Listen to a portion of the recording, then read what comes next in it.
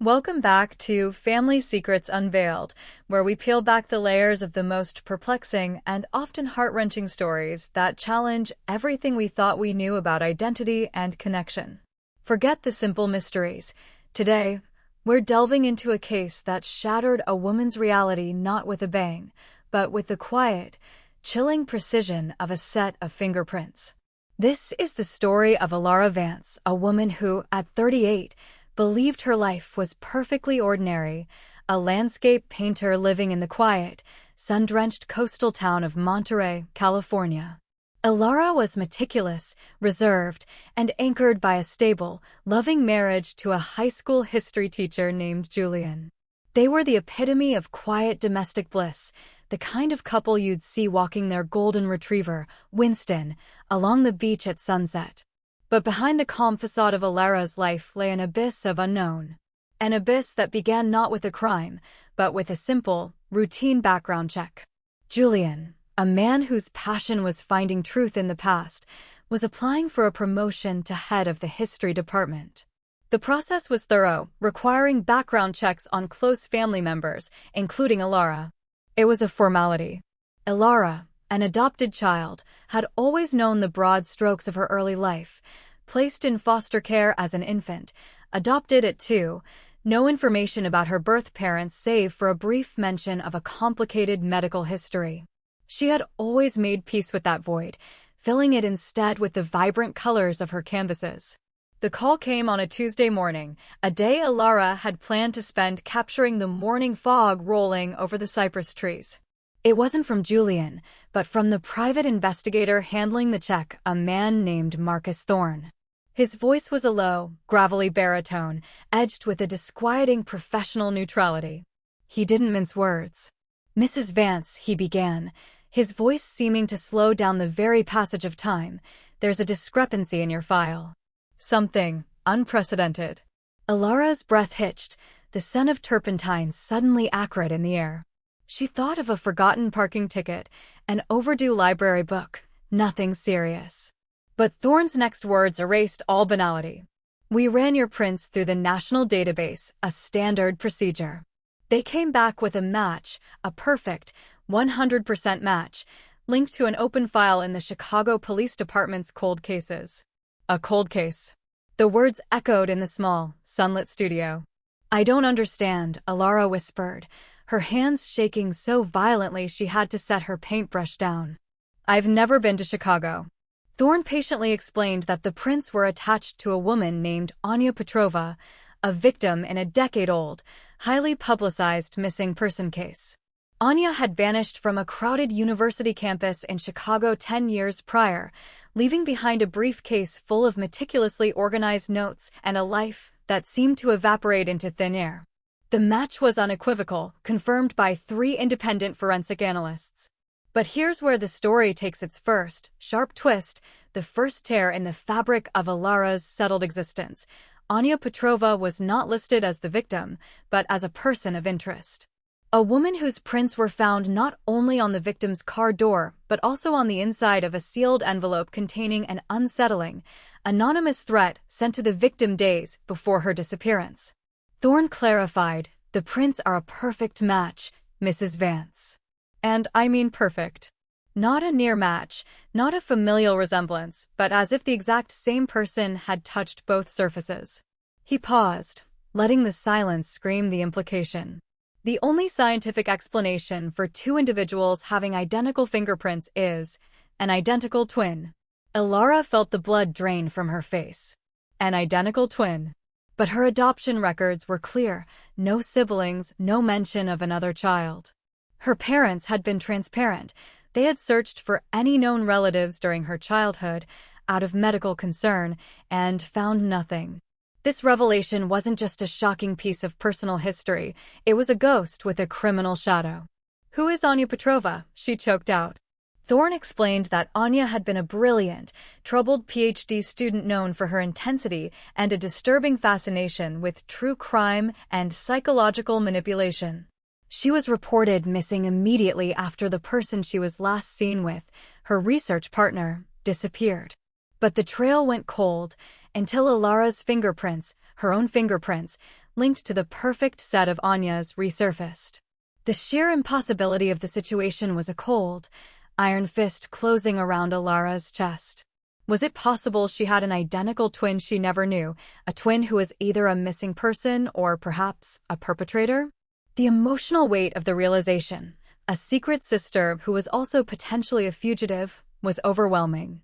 But the real terror, the hook that keeps this story twisting, lies in a detail Thorne shared right before hanging up, a detail that shifts the narrative from a search for a sister to a horrifying questioning of self. Mrs. Vance, Thorne's voice dropped even lower, Anya Petrova's prints were recently rerun through the system in an unrelated case. They were cross-referenced with your background check. And one other detail came up. The adoption agency that handled your placement, Serene Beginnings, shut down 3 months after your adoption was finalized. The owner? They disappeared without a trace, taking all confidential files with them. The perfect match of the prints, the missing sister, the closed cold case, and now, the vanishing adoption agency. Elara Vance was holding a thread that led not just to a long-lost sibling, but potentially to a crime, a cover-up, and a life she might not be entirely sure was her own. She looked down at her hands, the hands that painted landscapes, and wondered if they had ever, a decade ago, left an identical, incriminating trace on a sealed envelope in a cold, distant city. The mirror was now a lie, reflecting a calm artist when perhaps, somewhere, a perfect copy of her was a shadow with a secret. The search had begun, not for the twin, but for the truth of the two identical sets of hands. Elara couldn't shake the chilling realization from Thorne's call.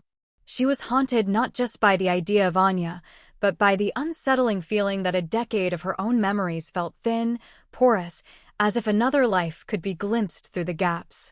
Julian, typically the calm, rational one, found her pacing the floor, her landscape canvases ignored, her hands clasped tightly, still feeling the phantom presence of ink and paper.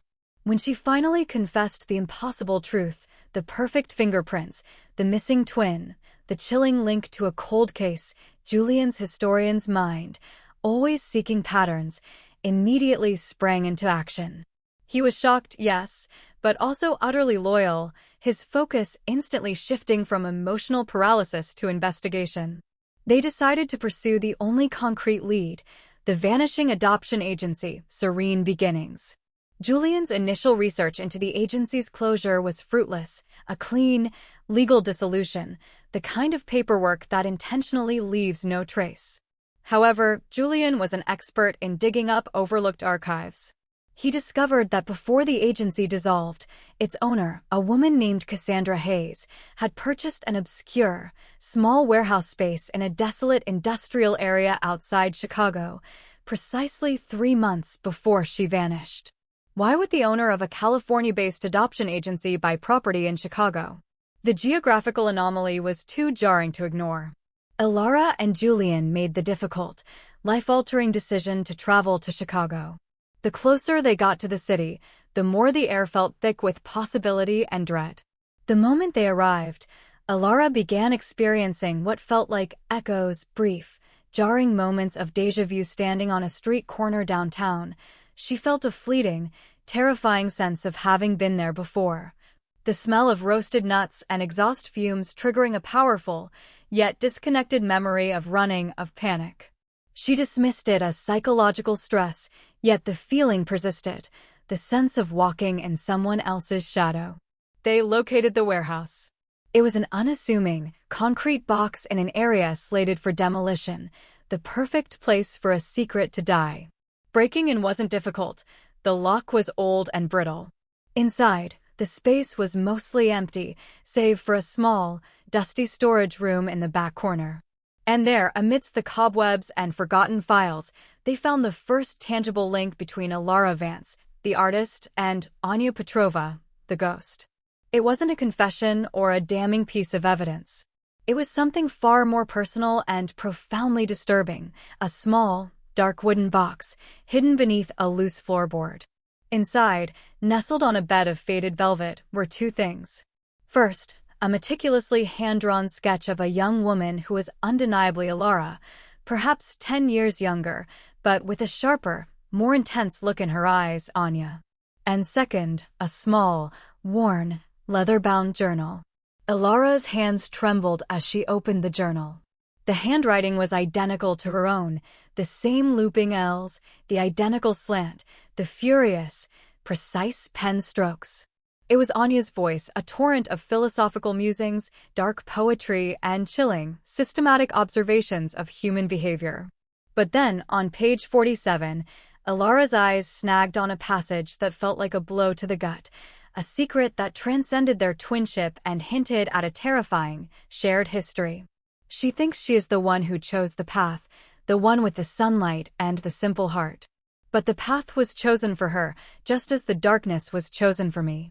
The experiment demands separation, but the connection remains. We are two sides of the same coin, but one must always be the shadow. Cassandra ensures the balance, the necessary amnesia. Cassandra, the owner of the vanished adoption agency. The journal was more than a personal diary. It was a chronicle of a life lived under observation, a life that seemed to be part of a calculated experiment. Anya wrote of being monitored, of tests administered by the mentor, of a childhood marked by an intense, isolated education focused on strategy, logic, and a disturbing lack of emotional connection. Anya knew she had a twin. She knew Elara existed, and she wrote of her with a strange mix of possessiveness and resentment, seeing Elara's life as the easier option, the control group in a bizarre, real-life psychological study. The crucial turning point came in a later entry, dated just days before the victim in the cold case disappeared. Anya wrote of confronting Cassandra Hayes, the adoption agent/warehouse owner, about the final phase. The mentor demands the exchange. It is time for the final application of the theory. The only way to truly erase a life is to perfectly replace it. The one with the light must become the one with the shadow, if only for a brief, necessary transition. I refuse to be the scapegoat. I will find a third way. They will learn that a single fingerprint cannot define the boundary between two souls. The exchange. The final phase. Erasing a life by perfectly replacing it. The words felt like a direct, icy threat aimed not at Anya, but at Elara. The perfect fingerprints suddenly took on a sinister new meaning. What if the cold case wasn't about a twin who left a trace, but a twin who was being framed to ensure the perfect disappearance? Or worse, what if the exchange meant someone was preparing to step into Elara's life permanently?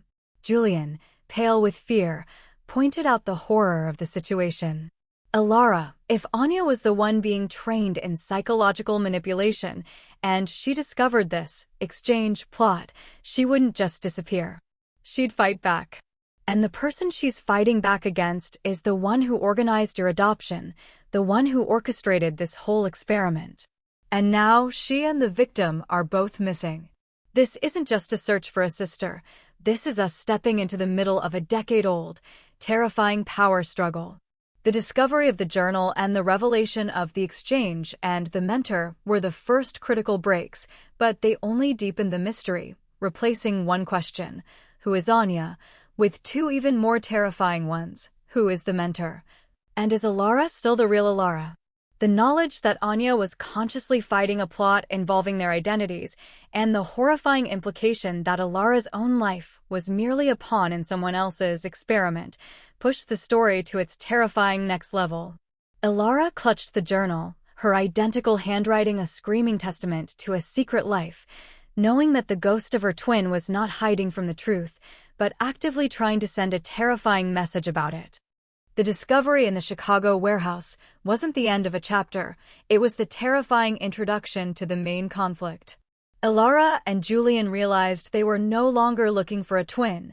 They were racing against a shadow organization, spearheaded by the elusive mentor, whose grand design centered on the complete psychological erasure and replacement of one twin with the other. The key lay in understanding the cold case victim, the research partner Anya was last seen with, a woman named Dr. Vivian Sterling, a renowned forensic psychologist from the University of Chicago. Julian, Using the network of academic contacts he'd built over 2 decades, managed to gain access to Dr. Sterling's locked research files, claiming he was investigating a historical case she had referenced. What he found was the mentor's true face, hidden in plain sight. Dr. Sterling wasn't the victim of a random crime. She was Anya's mentor. The files revealed an elaborate, unethical, decades-long project funded by an anonymous entity known only as the Apex Foundation. The project's goal: to study the nature versus nurture paradox on identical twins separated at birth, with a chillingly specific focus: to raise one twin, Anya, in an environment of controlled deprivation, intense psychological training, and emotional detachment, creating a perfect psychological weapon, while the other, Elara, was raised in a stable, loving environment as the control.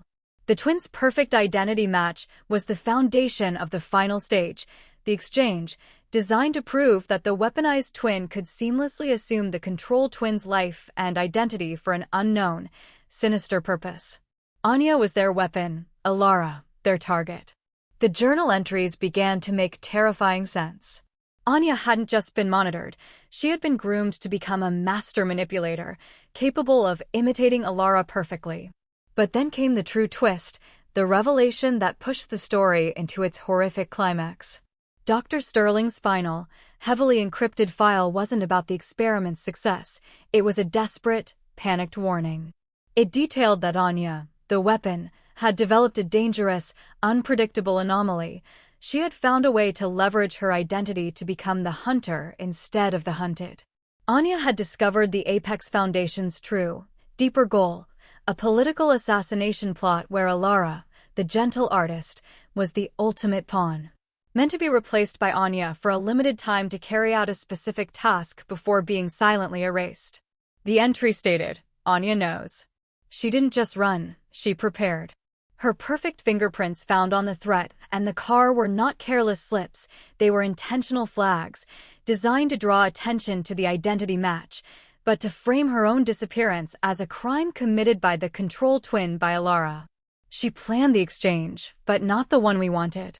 Her final test was a double move: disappear me, disappear herself, and create a trail that implicates her shadow. She is seeking the Foundation's ultimate weakness, and she has taken the only evidence that links the two sisters back to the Foundation's true purpose: the original birth certificate, showing the name of their biological mother. Elara was reeling. Anya hadn't been missing, she had staged her own disappearance, and in doing so, had meticulously planted the seeds of doubt, using her perfect match identity to frame the life Elara had always known as a lie. The anonymous threat and the prints on the victim's car weren't proof of Anya's guilt. They were a calculated, brilliant attempt to throw the Foundation off her trail by pointing to the control twin as the culprit, forcing the authorities to investigate Elara and, in turn, expose the entire sinister twin experiment. Anya had essentially weaponized her own identity. But the question remained: where was Anya now, and what was her motive?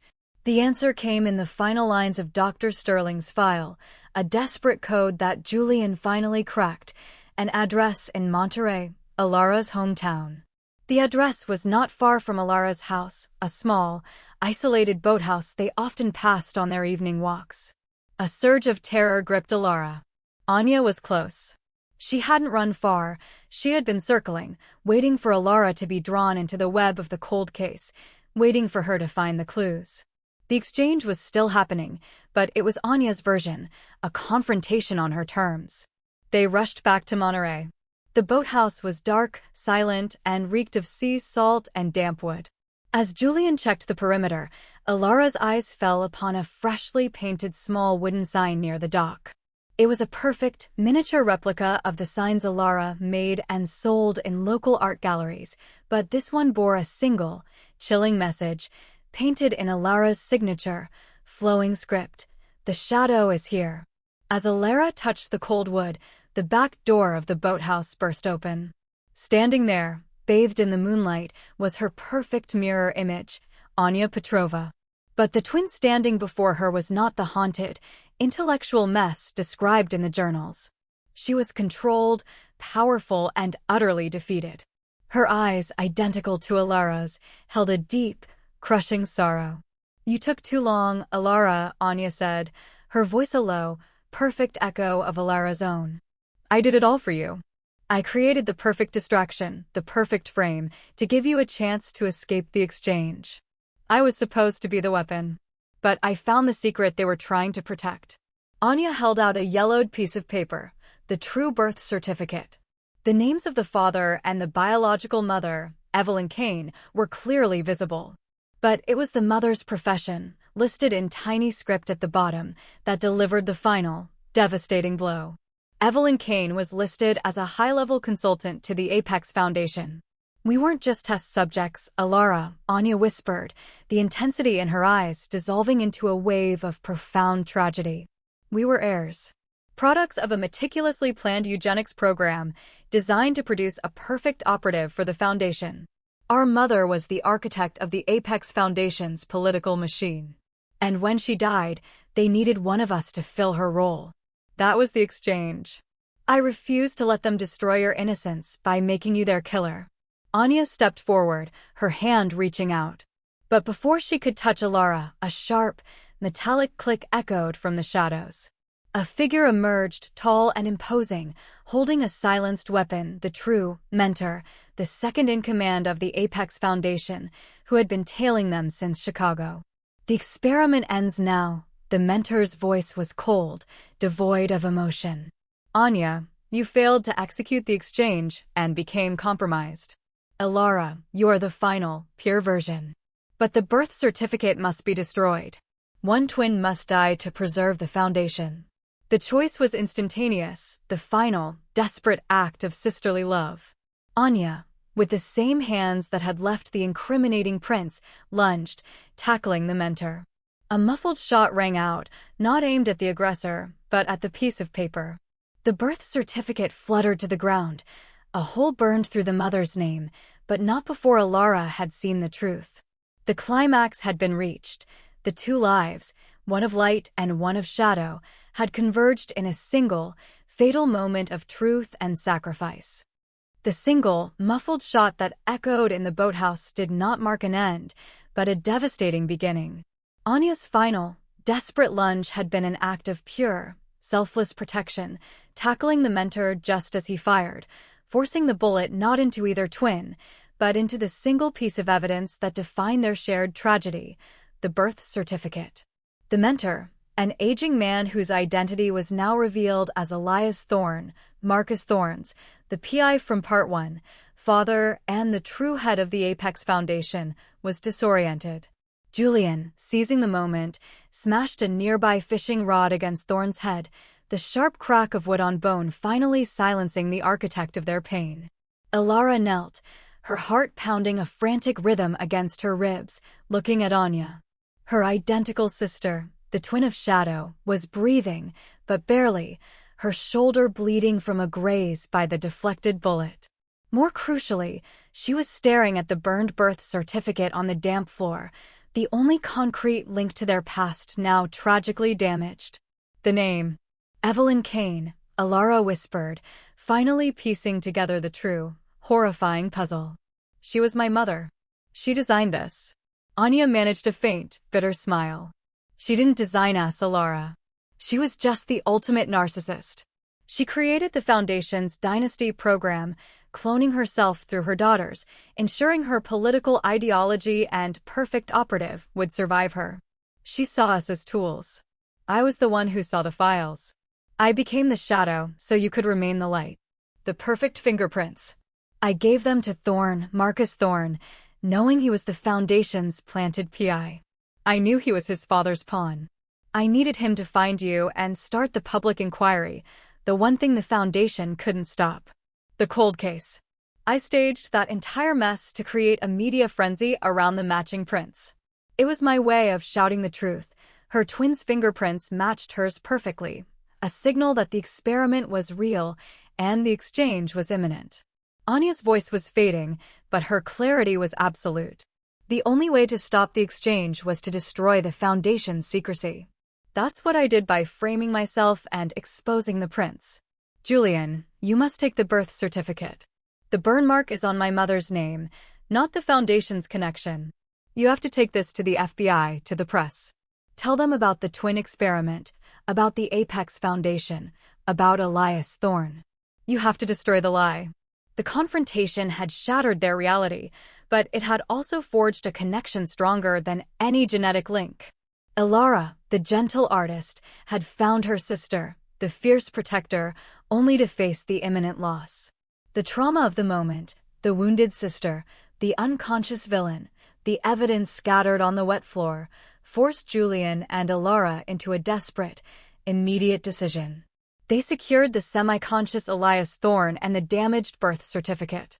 With the police and emergency services alerted to an accident and attempted robbery at the boathouse, Julian ensured that the full context, the twin experiment, the Apex Foundation, and the true identity of the man now arrested would be delivered not just to the local authorities, but directly to a trusted, high-level journalist he knew.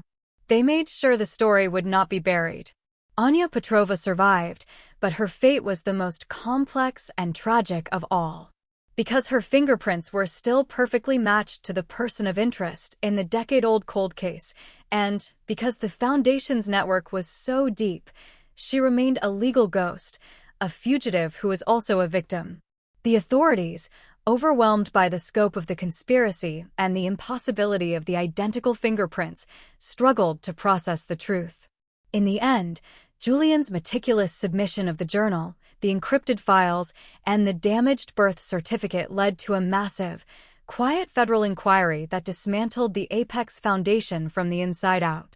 Elias Thorne and his network were exposed for their political machinations and their monstrous human experiments. The truth of Elara Vance's life, once a simple portrait, was now a complex, chilling masterpiece of survival. Elara and Julian returned to their life in Monterey, but everything was irrevocably changed. Elara no longer painted simple landscapes. Her canvases were now abstract expressions of light and shadow, identity and duality, a tribute to the sister who sacrificed her freedom for her. The piece of her life was hard-won, a constant negotiation with the ghosts of the past. And Anya? She vanished again, not as a weapon, but as a guardian.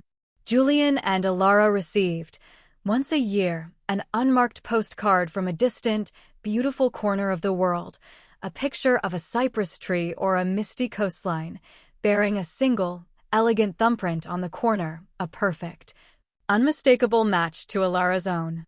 It was a silent message. The shadow is watching, the light is safe. The experiment was over, but the bond, forged in fire and fear, was eternal. The two identical sets of hands were now working toward the same goal from different sides of the veil. This story, viewers, the truth of Elara Vance and Anya Petrova, forces us to ask a terrifying question: how much of who we are is truly our own, and how much is merely a role assigned to us in someone else's sinister play? The perfect match of those two fingerprints wasn't a mistake, it was the blueprint for a tragedy. If you were as captivated and horrified by the depths of this family secret as we are, then don't let the story end here. Hit that like button and share this video to expose the shadows. And for more chilling, true-life narratives that unravel the dark secrets hidden in plain sight, make sure you subscribe to Family Secrets Unveiled and tap that notification bell so you never miss a deep dive into the unexpected truths that define us all. Until next time, stay vigilant and remember, sometimes the mirror image holds the darkest secret.